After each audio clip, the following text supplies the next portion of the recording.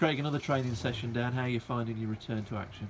Yeah, we've had good 2 weeks of training now. The lads have come back in really good shape, and it's been good to see everybody. And slowly we're starting to get to where we need to get to.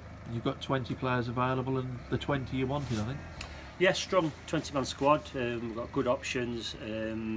Obviously, they're all at different levels of fitness, but in general, more than happy. And session by session, we've started to sort of bring the contact in and up the sort of fitness. And like I said, everything's gone smooth up to now. It's far from ideal to have so long off and then back into games of such magnitude, but I suppose the consoling thing is it's the same for all 6 teams, albeit 2 of them are full time and perhaps have a bit more time on the training ground than you do. Yeah, it's strange. There's no doubt about that. There's teams that are starting pre-season for next year already, and we're still sort of trying to finish ours. But look, I'm just really thankful, like I said before, that we've got the opportunity to play on the pitch, and that's where football should be decided. And the best team will go up through the playoffs, and hopefully that can be us. And you finished 3rd after where you were last season. You must be delighted with that. Yeah, I think it's gone under the radar a little bit, that actually. I think players deserve a lot of credit to finish 3rd in this league. It's a difficult league. There's a lot of good teams up there, and that deserve a lot of credit because obviously we had the FA Cup run in the middle as well, which can sort of distract you.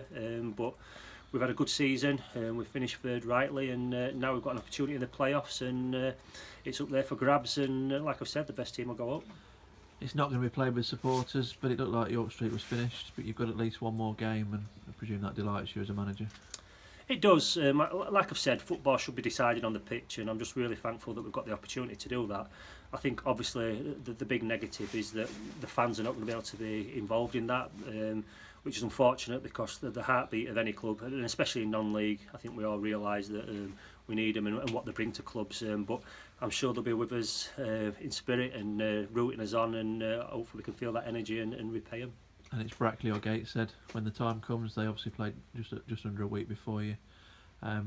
Brackley, you've done well against. Gateshead, not so. What are you expecting from?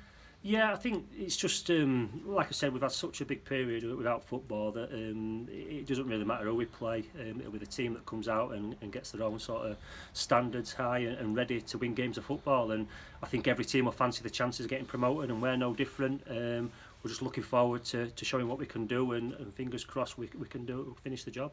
Yeah, a shot, 2 wins to promotion. It sounds simple, but that's what it is. And 2 good 90 minutes, and you could be there. Yeah, absolutely. I mean, you don't even have to have 2 good 90 minutes. It's about just winning games of football. Obviously, there's a penalty situation. There's a bounce of ball, a bit of luck, injuries. Fingers crossed that we don't lose anybody. So we need all these things to go for us. And look, we'll be giving it everything we've got. We've prepared really well. Week by week, we're getting stronger and just looking forward to the challenge. And you've got a behind closed doors game next week, all being well. How much will that assist you with getting players back into the mindset of competitive football? Yeah, it's important because you can run and do different things on the training pitch all day, but nothing beats playing games, and there's no doubt some players need that, which obviously goes without saying, 3-4 months without a game. So hopefully that stands in good stead, a good game behind closed doors, and then we're raring to go the week after.